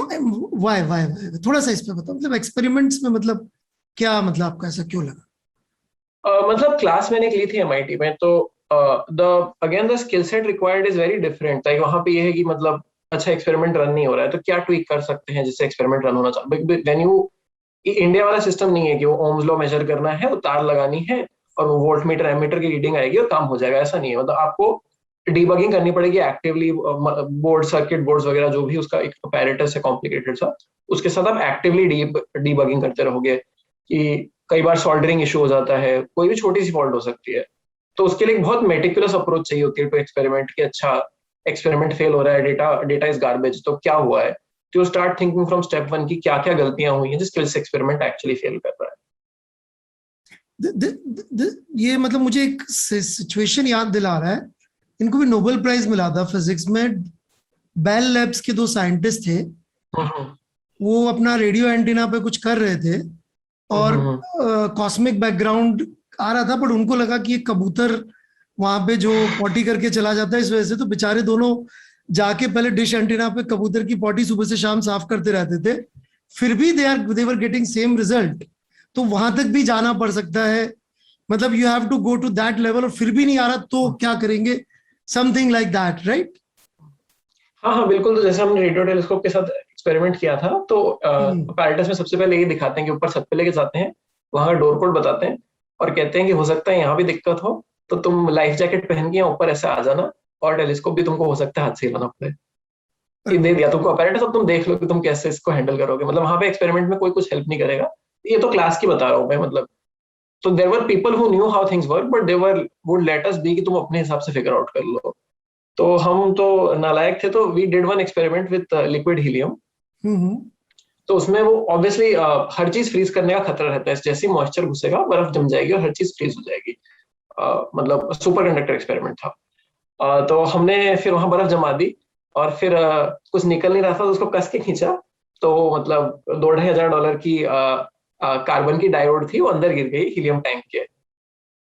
तो फिर उसके बाद 3-4 दिन तक हमारा लैब स्टाफ उसकी फिशिंग कर रहा था, हुक बना बना के, क्योंकि टैंक में इतना सब वो होता है छेद, उससे निकालने की कोशिश कर रहा था लैब स्टाफ। तो उसके बाद मुझे लगी है कि ये ऐसे मतलब वो जो देसी होता है ना कि कहीं भी जुगाड़ मार के थप्पड़ मार के हर चीज हो जाती है, वो हाँ अपनी ये अप्रोच नहीं है, काफी कुछ काम सोफिस्टिकेटेड भी हो सकता है। हाँ, नहीं चल रहा, दो टिकाओ उसके चल जाएगा टक टक। तो वो जो अप्रोच है वो आपको थोड़ी जमी नहीं, मतलब यू। मतलब वो बहुत एक मेटिकुलस काम है, जो मेरे को नहीं लगता कि मेरे लिए, मतलब मेरी माइंडसेट नहीं है, बहुत मतलब स्लो, बहुत हाथ का काम है, एक एक चीज मेटिकुलसली चेक करना वगैरह वगैरह। And compare that to theoretical physics. मतलब थ्योरी में आप अपनी ही एक दुनिया में हो, वो आपकी कैलकुलेशन है वो कहीं फंसी हुई रहती है। अभी भी जैसे आज फंसी हुई है मेरी कैलकुलेशन, तो मैं सोचा तो मैं था कि घर पे आके थोड़ा कुछ और करूंगा, पर वो फंसी हुई है तो आज फंसी हुई है, तो जब तक कल सुबह ऑफिस पहुंच के या फिर अभी आज रात को रिजॉल्व नहीं होगी, जब तक वो फंसी रहेगी तो तब तक मेरा दिमाग वहीं रहेगा। तो इट इज यूजुअली जस्ट मतलब आपके पास जनरली कैलकुलेशनल प्रॉब्लम होती है जहाँ पे trying to calculate something, it's very, अब कई बार प्रॉब्लम हो सकता है कि सोल्यूशन भी ना हो, क्योंकि ऑब्वियसली आप रिसर्च कर रहे हो, discovering new knowledge in some sense, किसी और ने नहीं कर रखा है, तो it's not, it nothing comes with the guarantee कि हो जाएगा। गूगल सर्च करके नहीं मिलेगा मतलब। अनलेस किसी रशियन साइंटिस्ट ने 50 साल पहले करके बहुत गंदा पेपर लिख रखा हो। कभी कभी हुआ है लोगों के साथ, बट हाँ जनरली नहीं मिलता। तो मतलब that's the joke, Russian scientist ने अनलेस वो सोवियत era साइंस में कर रखा हो, तो तुम लकी हो तो शायद वहां मिल जाए, उसको इंटरप्रेट कर दो तो अलग बात है बाकी। मतलब देखा जाए तो जो मुझे समझा एक्सपेरिमेंटल फिजिक्स में you are dealing with external instruments जहां पता नहीं क्या क्या गड़बड़ हो रही होगी जो शायद आपके कंट्रोल में उतनी नहीं हो। थ्योरेटिकल फिजिक्स के अंदर you are dealing with your mind के इंस्ट्रूमेंट्स है, गड़बड़ है तो इधर ही है, सुधरना है तो इधर ही सुधरना है। मतलब वो हाथ से जाके और मतलब कबूतर ने क्या किया और वो कार्बन डाइऑक्साइड कहाँ गिर गया और वो सब प्रॉब्लम्स उस तरह की नहीं है।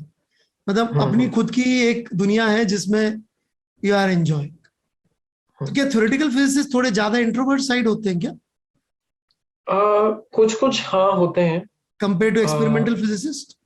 एक्सपेरिमेंटल फिजिसिस्ट मतलब are what we would call more normal people, I don't know if that's a good term, but वो काफी नॉर्मल होते हैं, नॉर्मली आपसे बात कर लेंगे नॉर्मल चीजों के बारे में। अच्छा। एक्स थ्योरिस्ट वाले काफी अपनी ही दुनिया में, क्योंकि वो ऑब्वियसली उनके दिमाग में कुछ चालू रहता है, तो काफी लोग अपने लॉस्ट चले रहे होते हैं कई दफे। आपके बारे में भी लोग यही कहना शुरू करने वाले हैं जल्दी।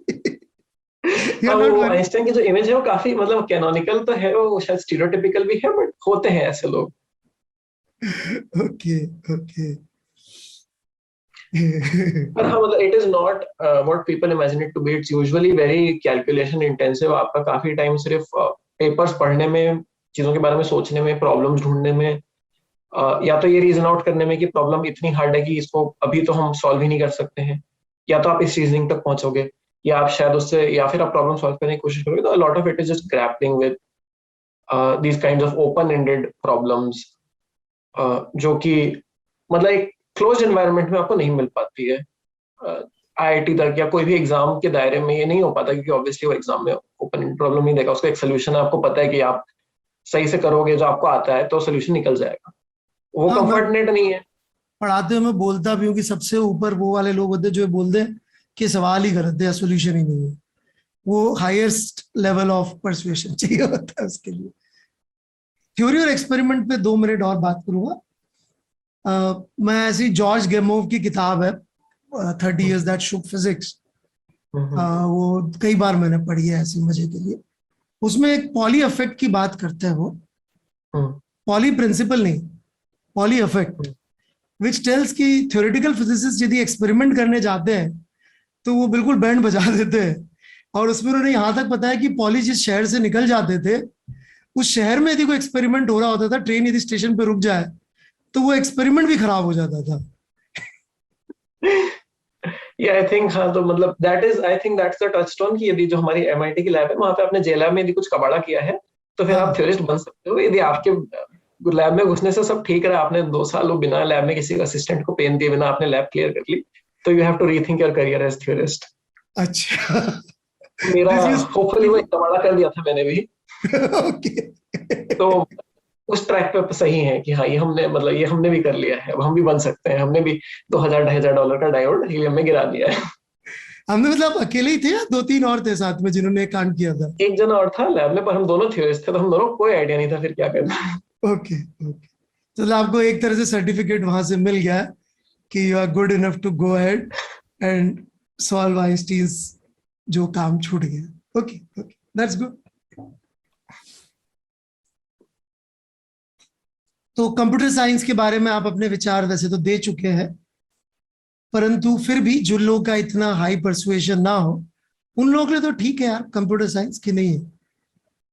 मतलब it is good if you can do something जो कि मतलब काफी लोगों को देखो इंटरेस्ट आ जाता है, मतलब आप हाँ। एज अ करियर आप स्टार्ट करते हो, बट इट इज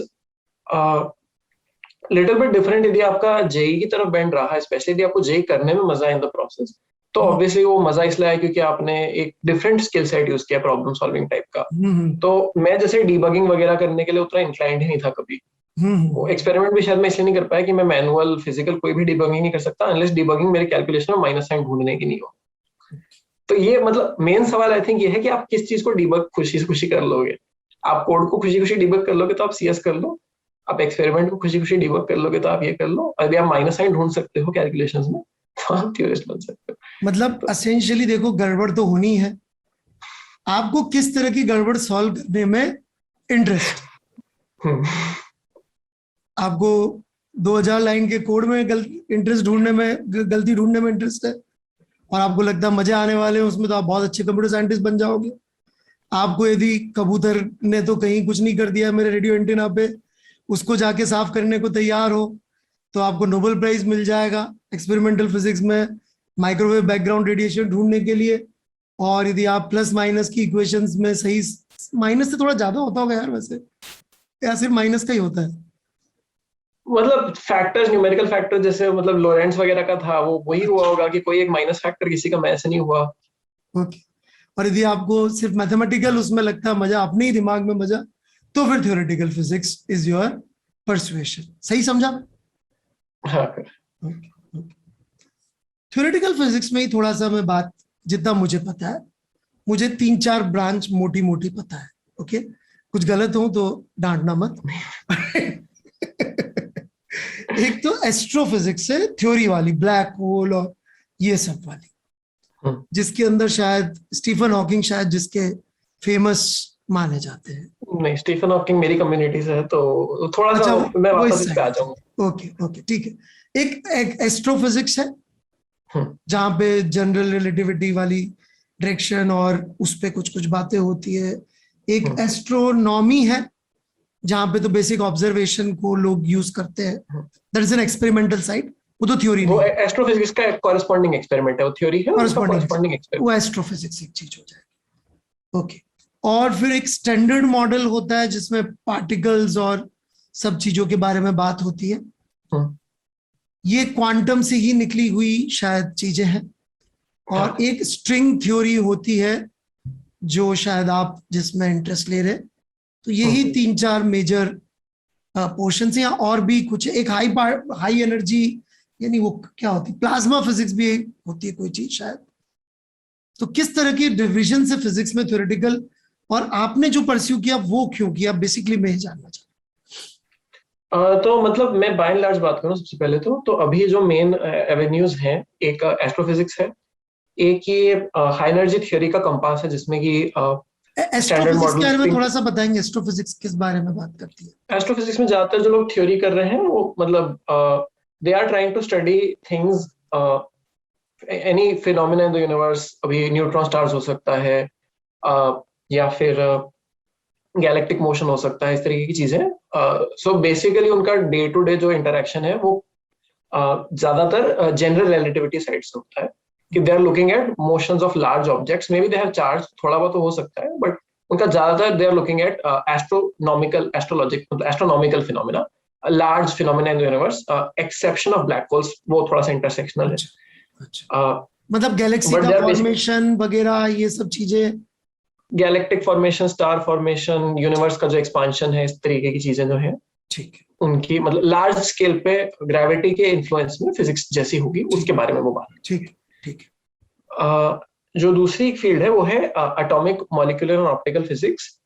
वो एक तरीके से क्वांटम का ही सबसेट है, where they are trying to just look at phenomena जो कि एटम्स, मॉलिक्यूल्स और मतलब लाइट के लेवल पे, क्वांटम के लेवल पे इंटरेक्ट होता है। तो gravity is not important in their setup usually, and it's a few body system, बहुत ज्यादा पार्टिकल्स नहीं है, small interactions between these kinds of constituents.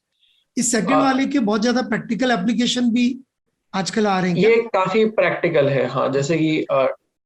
जैसे अभी how to make a more efficient solar panel for example, क्या हम कोई नया फिजिक्स फिनोमेना एक्सप्लोर कर सकते हैं जो रेडिएशन को बेटर अब्सॉर्ब कर सके, फोटो इलेक्ट्रिसिटी, कोई भी इस तरीके का जो इंटरेक्शन है, तो दिस इज मोर एप्लीकेशनल। फिर एक है condensed matter physics, which is mostly dealing with systems of large number of particles interacting in a quantum way. So again, size is small, quantum physics की realm है, पर number of constituent particles is large. So then they need to use some sort of statistical mechanics techniques ज़्यादा use होने लग जाती हैं उस area में। इसका प्रैक्टिकल साइड से एप्लीकेशन किस साइड कुछ आता है या ये सुपर कंडक्टर्स हो गए, सेमी कंडक्टर्स हो गए, जो भी कोई भी मतलब इस तरीके का फिनोमेना जहाँ पे कोई भी मैक्रोस्कोपिक ऑब्जेक्ट है जो इसमें कोई मैक्रोस्कोपिक फिनोमेना एट एक्शन है, इवन मैग्नेट्स हो गए, इस तरीके कोई भी चीज। मतलब जैसे कोई बोलता है सिलिकॉन के अलावा हम किसी और चीज का वो बनाने वाले हैं, डायोड वगैरह, तो वो इसी ब्रांच से आएंगे, कंडेंसर। Correct correct correct. एक है बायोफिजिक्स जो कि काफी नया डिसिप्लिन है, उसमें they are using physics to study biological phenomena. तो काफी सारे इंटरेस्टिंग थ्योरम्स हैं, इवन जैसे परसेल है, उसके टाइम का एक थ्योरम है जो कि बैक्टीरियल मोशन को अप्लाई करता है कि जैसे ह्यूमन बॉडीज जो है वो आप रिपीटेड पीरियोडिक मोशन आप स्विमिंग पूल में करोगे तो आप उससे प्रोपेल हो सकते हो, बट माइक्रोस्कोपिक ऑब्जेक्ट्स क्योंकि वो एक अलग रेनॉल्ड्स नंबर रिजीम, तो जो लोग फ्लूइड पढ़े उनको पता है रेनॉल्ड्स नंबर जो होगा उसका बहुत अलग होता है, they always operate in high viscosity regimes, बहुत छोटे ऑब्जेक्ट्स, तो they can not use periodic motion to propel. इसीलिए बैक्टीरिया में या तो वो लोग वो स्पिनर टाइप के जो फ्लैजेला होते हैं वैसा कुछ यूज करेंगे। तो दिस इज ऑल्सो फील्ड जो कि एग्जिस्ट किया है पर अब काफी हद तक फोर फ्रंट पे आ गया है। So there they try to, इसमें एक परव्यू तो ये है जिसमें लोग फ्लूइड्स के इंटरेक्शन के साथ बायोलॉजी स्टडी कर रहे हैं। काफी लोग अब एवोल्यूशन वगैरह को मॉडल करने के लिए फिजिकल फिनोमेना यूज कर रहे हैं, तो एवोल्यूशनरी डायनामिक स्टडी कर रहे हैं। So this is a very new and upcoming phenomena जो कि अभी मतलब काफी अच्छा कर रहा है एज अ फील्ड, क्योंकि biology as a field has mostly been ruled by people जो लोग बायोलॉजिकल मेडिकल बैकग्राउंड से आए हैं, तो having these like more scientific people is changing that field a little bit. और उसके अलावा यही है। और फिर हाई एनर्जी जो मेरी डिसिप्लिन है वो है जिसमें सब पार्टिकल्स वगैरह सब आ जाते हैं। इसके बारे में बताइए थोड़ा सा, इसमें क्या चलता है?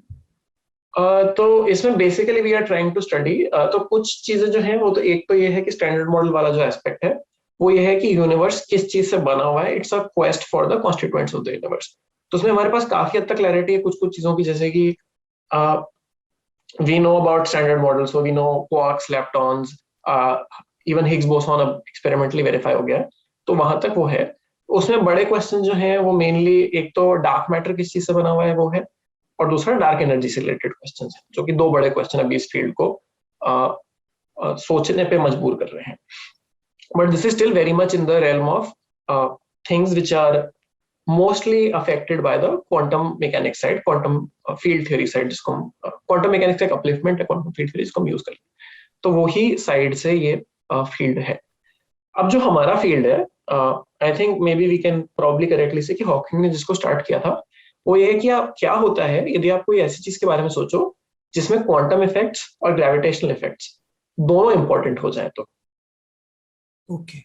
और ऐसा एक ऑब्जेक्ट है ब्लैक होल, क्योंकि जो ब्लैक होल की साइज है एक तरीके से हम कह सकते हैं कि वो मतलब माइक्रोस्कोपिक है, एक तरीके से कहना चाहे, मतलब that's not correct way of phrasing it, but it quantum effects are very important.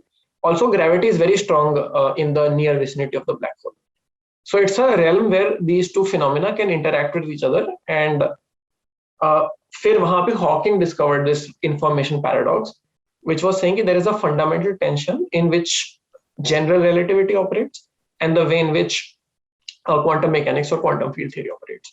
And that is the tension which has sort of brought to life this whole avenue of quantum gravity, जिसमें कि string theory भी आ जाता है और भी कुछ solutions हैं जो लोग सोचने की सोचते हैं, मतलब कैसे आप इस contradiction को resolve करो between relativity and quantum field theory.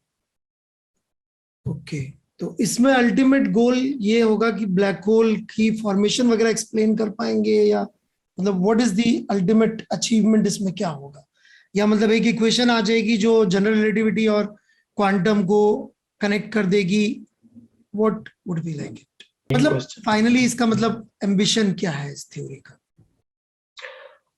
तो मतलब जो लोग अभी शायद ईएनएम और न्यूटोनियन मैकेनिक्स पढ़ रहे हैं उनके पर्सपेक्टिव से समझाऊं मैं, तो एक तरीके से वहां पे भी एक टेंशन था एक पॉइंट पे ना, कि ये पता था कि न्यूटोनियन मैकेनिक्स कुछ कह रही थी, उससे जो प्रिडिक्शन आ रहे थे भाई स्पीड ऑफ लाइट ईथर होना चाहिए वगैरह वगैरह, और ईएनएम ये कह रही थी कि ऐसा कोई ईथर वगैरह नहीं होना चाहिए, और स्पीड ऑफ लाइट मतलब जो इलेक्ट्रोमैग्नेटिक रेडिएशन से आप सी डिराइव करते हो वो किस मीडियम में, ऐसा कोई उसमें रेफरेंस नहीं है, जबकि इधर न्यूटन्स लॉज में रिलेटिव वेलोसिटी का बहुत यूज था.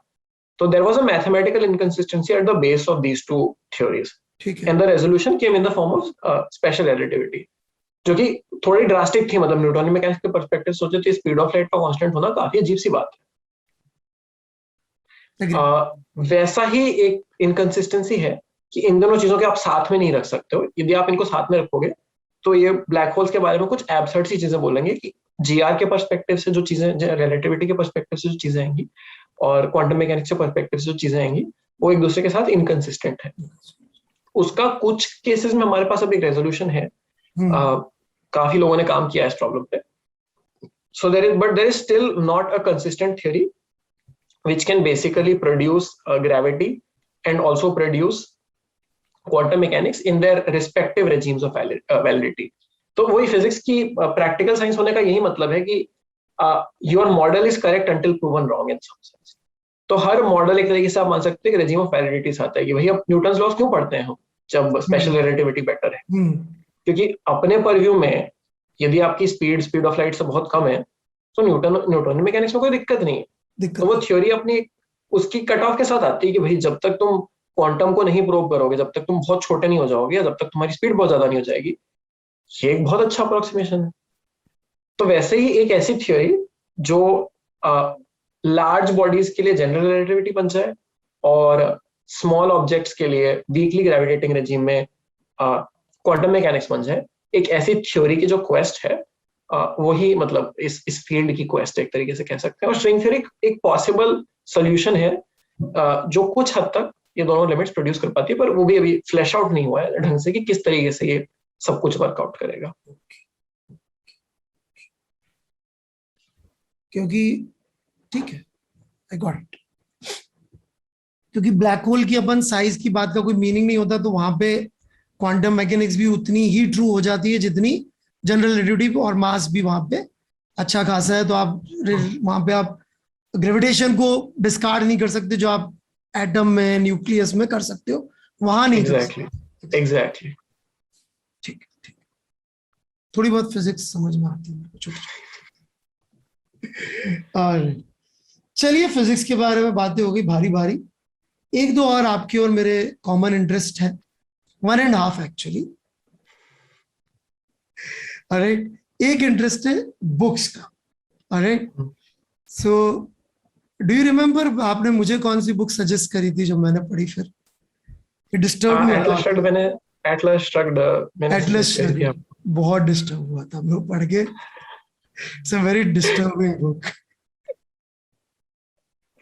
वो मुझे लगता है वो किताब पढ़ के आदमी कुछ समय तक अपने ही प्लेन पे चला जाता है. हाँ, उसके साथ में बताया भी था तुमने मुझे ना, कि हमने बताया था कि काफी डिस्टर्ब. मुझे लगा यार क्या मतलब बुक पढ़ के कौन आदमी डिस्टर्ब होता होगा, और मैंने काफी जल्दी पढ़ ली थी एंड आई वाज लाइक 1 महीना लगा मुझे रिकवर होने में. आई वुड स्टिल से कि आप 1 महीने में हो गए वो काफी अच्छा है। मैं तो काफी लोगों से मिला हूँ जिन्होंने पढ़ी है और वो अभी तक कुछ कुछ चीजें जो है वो रेजोनेट शायद अभी तक करती हैं लोगों को, उसकी फिलोसफी किया है। हाँ, बहुत डेंजरस फिलोसफी भी मानी जाती है वो। कई जगहों में बाद में पढ़ रहा था and people are quite oppose to that idea and theory. खासकर जो लेफ्ट साइड से आते हो तो बहुत ज्यादा हम्म, अपोज करते हो उस थ्योरी को। हम्म। है, तो किताबें आप पढ़ते रहते हैं खूब? हाँ, वो आई थिंक वो मेरा इंटरेस्ट रहा है और अभी भी टाइम मिल जाता है।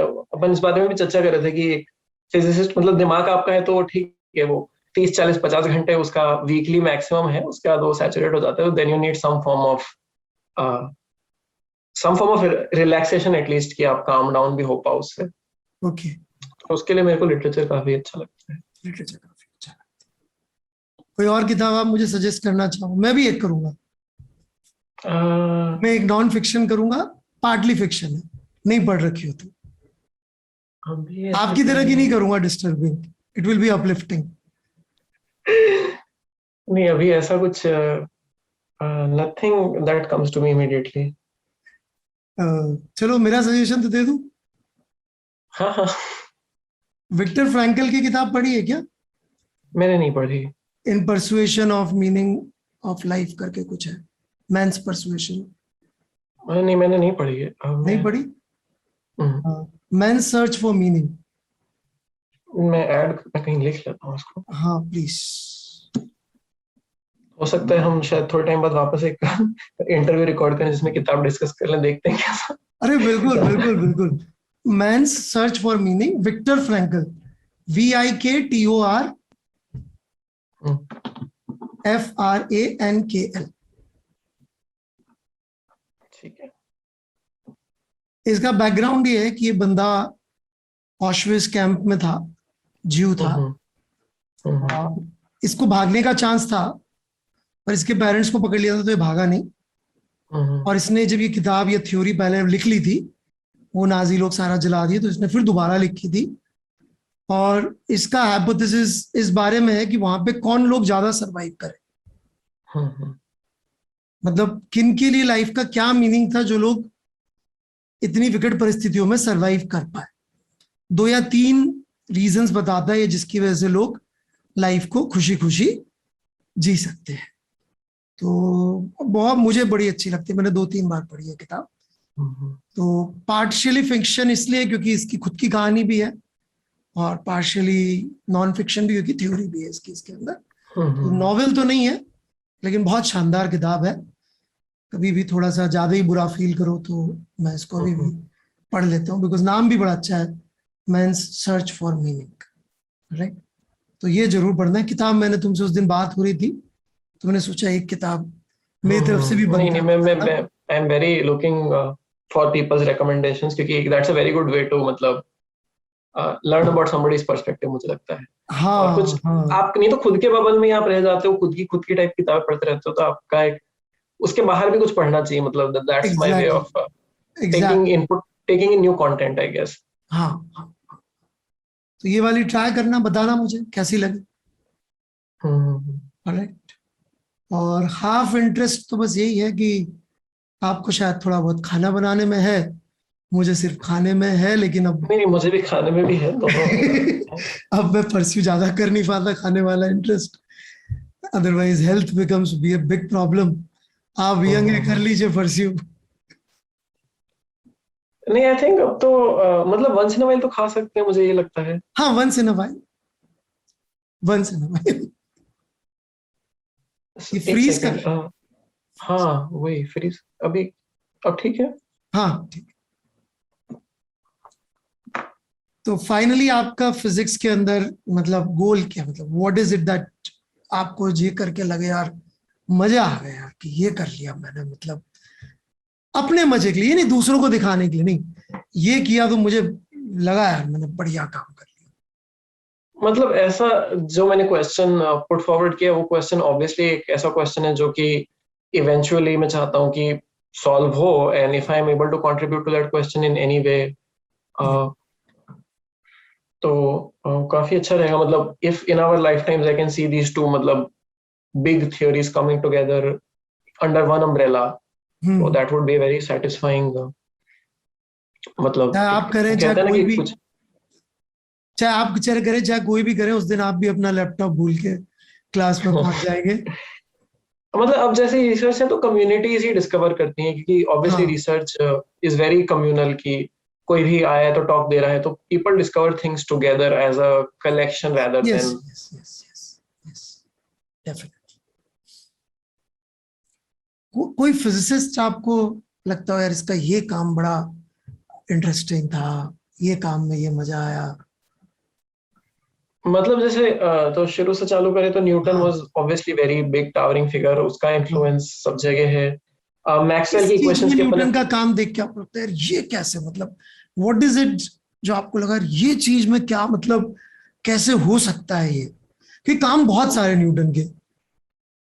आई थिंक जो कैलकुलस का जो आइडिया था, हाँ वो हाँ। मुझे लगता है कि जिस जिस तरीके से उसने चीजों को ओपन अप किया, मतलब उसने जो एक सोच बदली उसके बाद की, कि ये सोच पाना कि मतलब this idea of coming up with calculus and using derivative लेने का जो टास्क है, हम्म। उसने मेरे हिसाब से पूरी की पूरी जो कम्युनिटी ऑफ, मतलब हमारा पूरा way of thinking about physics he change कर दिया। जो जो एक डेरिवेटिव का आइडिया था, I feel like okay. The next big idea I think is Maxwell's equations, जो उसने सक्सिंक्टली एक पूरी की पूरी, मतलब उसके पहले तक ऑब्वियसली कोई भी फिजिकल थ्योरी होगी तो बहुत लंबा चौड़ा काम होगा, आपको पूरी पूरी किताबें पढ़नी पड़ेंगी, शायद उसमें कहीं कहीं छोटे छोटे लॉज के फॉर्म में शायद डिस्क्रिप्शन हो।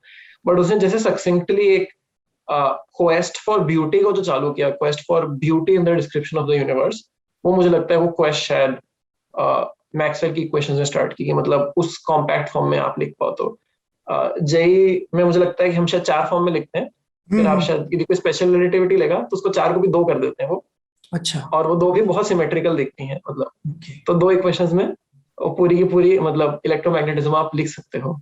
और इलेक्ट्रोमैग्नेटिज्म पूरी, मतलब समझिए कि भाई ये जो हम बात कर पा रहे हैं इसके पीछे जितनी भी फिजिक्स लग रही होगी, जितनी भी फिनोमिना लग रहे हो, सब सिर्फ इलेक्ट्रोमैग्नेटिज्म के फिनोमिना है। आवाज रिकॉर्ड होना, सुन पाना, देख पाना, इंटरनेट, ये वो जो स्टार्स की हम रिसर्च करते हैं एस्ट्रो के अंदर कि भाई ये लाइट आ रही है, जो जो भी रिसर्च, जो भी एक्सपेरिमेंट से प्रूफ होता है, उसमें अल्टीमेटली इट इज लाइट की ही स्टडी होती है वो, कि वहां से ये लाइट आई, ये रेडिएशन आई, तो इससे हमने कंक्लूड कर लिया। ऐसे ही है ना? हम्म। राइट। और वो इतना ब्यूटिफुली मैक्सवेल की इक्वेशंस बता देती है। राइट। हम्म। नेक्स्ट। उसके बाद आई थिंक मतलब जब क्वांटम लेवल, आइंस्टाइन के आइडियाज अगेन, जो जिस तरीके से उसने दोनों प्रॉब्लम सॉल्व की, स्पेशल रिलेटिविटी की और जनरल रिलेटिविटी की, he was again a big Pioneer. एक एनेक्डोट मुझे और बहुत पसंद है, हम्म। जो कि काफी लोग रिलेट कर पाएंगे, जिसने शायद स्क्रोडिंजर को प्रॉम्प्ट किया अपने उसके लिए, उसकी क्वेस्ट फॉर स्क्रोडिंजर इक्वेशन के लिए, जिसने शायद क्वांटम मैकेनिक्स का ये पर्सपेक्टिव हमको दिया। हम्म। तो ज्यादातर लोगों ने वेवलेंथ ऑफ एटम के बारे में या वेवलेंथ ऑफ पार्टिकल्स के बारे में सुना होगा। हम्म। तो वहां से स्क्रोडिंजर इक्वेशन सिर्फ एक सवाल दूर है, कि जब आप वेव पढ़ते हो तो हर वेव की या हर चीज जिसकी वेवलेंथ होती है उसकी एक वेव इक्वेशन होती है ना। हम्म। तो स्क्रोडिंजर ने सिर्फ ये एक सवाल के चक्कर में ये सब किया, कि यार ये डिब्रॉय बोल तो रहा है इसकी वेवलेंथ होती है, हम्म। यदि वेवलेंथ है तो वेव है, हम्म। और वेव है तो वेव इक्वेशन भी होगी ही। तो वेव इक्वेशन क्या होती है पार्टिकल की, इस एक सवाल को लेकर के जब उसने स्क्रोडिंजर इक्वेशन इन्वेंट की। ओके। जिससे सब चीजें चेंज होगी, because mathematically sound philosophy, sound theory आने लगी क्वांटम की। हालांकि वो अलग बात है, दूसरे लोगों ने उसको लेके इन्हीं की वाट लगा दी। पर वो मतलब एक वो द कोपरनिकस क्वांटम वगैरह। रेवोल्यूशन इन सम सेंस, जो उसने जो डिफरेंशियल सेटअप में क्वांटम रेवोल्यूशन आया, वो उस क्वेश्चन की वजह से आया, उस जो कि क्वेश्चन, हाँ यार मेरे को हर वेव की वेव इक्वेशन देखी है, वाटर वेव की वेव इक्वेशन होती है, तो इसकी भी होगी। अर्थक्वेक, रेडिएशन, इसकी भी होगी, इलेक्ट्रोमैग्नेटिक वेव की वेव इक्वेशन होती है, दैट क्वेस्ट। उसके बाद Feynman again is a figure, जिसका तो मतलब सब काम ही मुझे लगता है कि मतलब एक जीनियस आदमी था वो। फाइनमैन डायग्राम्स का जो अप्रोच है, जो उसने पूरी की पूरी क्वांटम इलेक्ट्रोडायनामिक्स डिस्कवर की, अगेन दैट इज मेरे को मतलब वो हमारा कॉन्टैक्ट में ज्यादा आता है तो इसलिए। बट उसका जो एक आइडिया था कि this whole new way of describing how quantum it field was theory so works. New. मैं पढ़ रहा था, जब नील्स बोर अपना प्रेजेंट किया तो आइंस्टीन वगैरह को नाराज कर दिया। जब Richard Feynman quantum field theory present किया तो बोर को नाराज कर दिया। ये जो पूरी बोर वगैरह की बूढ़े लोग हो चुके थे वो, तो उसने जब प्रेजेंट किया बोला नहीं नहीं ये क्या बात कर रहे हो, ये तो नहीं हो सकता। सो बट ही परस्यूड तो ये क्योंकि फिजिक्स में उसके साथ चलता और गया। भी लोगों ने क्यूईडी डिस्कवर हाँ की थी, पर उसका जो हाँ पर्सपेक्टिव था चीजों को लेकर के, हाँ जो उसका मतलब जो फाइनमेंट डायग्राम बनाने का तरीका है, जो कि हर जना समझ सकता है, मतलब उन्होंने भी वही काम किया, बट दे हाँ, did a very mathematical approach. पर उसने बहुत ज्यादा। जो, जो जिस मतलब एक डायग्रामेटिकली आप एक कैलकुलेशन कर सकते हो, जो एवेन्यू ओपन अप किया, वो एक बहुत ही एक्साइटिंग चीज थी। और रिसेंट में बात करें तो एड विटन करके एक फिजिसिस्ट है, वो तो खैर उन्होंने जो भी किया है, मतलब he is one person out of the world, उनके क्या साथ आप नाम? बात कर लो पांच। नाम क्या? एडवर्ड विटन। Edward Edward विटन। विटन। ओके। उनसे तो आप 5 मिनट बात कर लो तो आपको लगता है कि आपको जिंदगी में कुछ आता ही नहीं है। वाह। मतलब he is that kind of a towering person. अच्छा। और एक हुआन मार्लस है ना, तो he discovered something called holography, जो कि हम लोग यूज करते हैं। तो coming back to that, so what holography does is कि ग्रेविटी जो है, लेट्स से कि आप 4 डायमेंशनल डी डायमेंशनल ग्रेविटी की बात कर रहे हो, हम्म तो gravity in d dimensions, he was able to say in some regimes, is the same as a quantum system living on the boundary of those d dimensions। कि अंदर का जो पूरा ग्रेविटेशनल बल्क है, उसको आप उस सरफेस पे डिस्क्राइब कर सकते हो, उसकी सरफेस की physics is good enough to give a gravitational description. Okay. तो this idea and how this was how this, जो भी अभी तक क्वांटम ग्रेविटी में जो भी एक बड़ा वो आया है, वो इसी आइडिया की वजह से आया है, कि how gravity is an emergent phenomena because there is something at the boundary हम्म। जो उसको वो कर रहा है। जैसे होलोग्राम होते हैं ना, कि नीचे को ऊपर प्रोजेक्ट होता है, तो वैसा ही आप मान एग्जैक्टली। लो ओके। कि everything is happening on the surface, उसका जो भी ग्रेविटेशनल मैनिफेस्टेशन है, वो सिर्फ इस होलोग्राफी के थ्रू आ रहा है। तो बट मैं जो समझ पा रहा हूँ, मतलब जनरली जो प्रोग्रेस हो रही है, जो लोग चीजों को सिंप्लीफाई और विजुअलाइज फॉर्म में दे पा रहे हैं, वो लोगों के काम एक्चुअली ज्यादा यूजफुल है कंपेयर टू जो एसोटेरिक तरीके से चीजों को उसी सेम बात को कह रहे हैं। Am I correct in this? जो आपने हाँ, ग्रोथ बताई मतलब जिस तरीके अगेन देयर से। Is this quest for beauty in explanations, जो कि लोगों को अपीलिंग लगती है। मतलब कंडेंस्ड नॉलेज, मतलब यदि आप कोई बहुत टेक्निकल काम करोगे, क्योंकि थ्योरी जो होती है एट द बेस आपको कुछ पॉस्टुलेट्स या assumptions देने होंगे, एंड थ्योरी का टेस्ट ये है कि उसके बाद बाकी सब तो डिराइव्ड है उस थ्योरी से। हम्म। जैसे मैक्सवेल की इक्वेशंस है, तो दे आर देयर, उसके बाद आप उसे डिराइव कर लो जो आपको करना है, पर उसकी थ्योरी तो वहीं खत्म हो गई है। हम्म। तो अब वो थ्योरी को बहुत ही एब्स्ट्रैक्ट सी, और 50,000 assumption यदि उस थ्योरी में होंगे, तो कोई काम की थ्योरी नहीं है एक तरीके से। Okay okay. तो that condensing of a lot of experiments takes this visual or this like approach towards elegance। Elegance. Art और साइंस का मिक्सचर हो गया एक तरह से, एलिगेंट होना चाहिए दिखना। राइट। भले पेपर उतने अच्छे नहीं होते, बट थ्योरी में एलिगेंस होनी चाहिए। पेपर चलिए। भले, फिर उसके बाद पेपर में तो कुछ भी हो। चलिए, बड़ा अच्छा लगा ये सब जान के। So with this elegant note, let's finish this discussion. आपको थोड़ा तो अच्छा लगा होगा, नहीं नहीं काफी सर, बहुत आसान। अच्छा लगा मुझे आपसे बात करके। Okay okay. तो आगे भी हम लोग इसी तरह के, मतलब इनके जैसे तो नहीं मिलेंगे, लेकिन जो भी अपनी फील्ड में डिफरेंट डिफरेंट काम कर रहे हैं अपने अपने पर्सपेक्टिव से, उन लोगों से मैं मिलाने की पूरी कोशिश करता रहूंगा। उन लोगों से भी जो मुझे इंस्पायर करते हैं। चित्रांग भी मुझे इंस्पायर करता है कि सोचना चाहिए और डरना नहीं चाहिए पढ़ाते हुए, क्योंकि मैं डरता था एक्चुअली कि ये चीज बोलूं नहीं बोलूं, बट मैंने बोलने की हिम्मत करी तो मैं भी कुछ सीख गया। और मैं सीखा नहीं सीखा, पर एक बच्चा जो मैथ्स या कंप्यूटर साइंस में टाइम वेस्ट कर रहा होता, आइंस्टीन की चीज को परस्यू कर रहा है, क्योंकि मैंने शायद उस दिन हिम्मत कर ली कि यार अपन ट्राई कर लेते हैं, कुछ कुछ ऐसा कह सकते हैं थोड़ा सा। हाँ। वो भी है, और आई थिंक काफी कुछ, मतलब आपका इन्फ्लुएंस तो मेरी लाइफ पे काफी कुछ रहा है। आई थिंक वो एक चैलेंज जो था जो आप जीतते हो, आई थिंक वो अपन दोनों ने काफी सीरियसली लिया, तो दोनों म्यूचुअली बेनिफिशियल रहा। हाँ, मैंने तो सीरियसली लिया था कि यार इतना अच्छा दिमाग को फिजिक्स अच्छी नहीं लगे, मतलब मैथ्स इतनी ड्राई होती है वो कैसे अच्छी लग सकती है। तो चैलेंज मैंने तो सीरियसली लिया था। और आपने मैथ्स के लिया था कि नहीं, मैथ्स ही अच्छी होती है?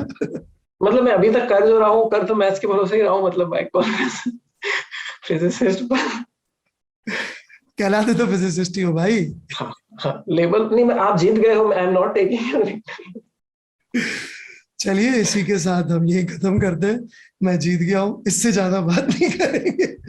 Thank you, bye bye.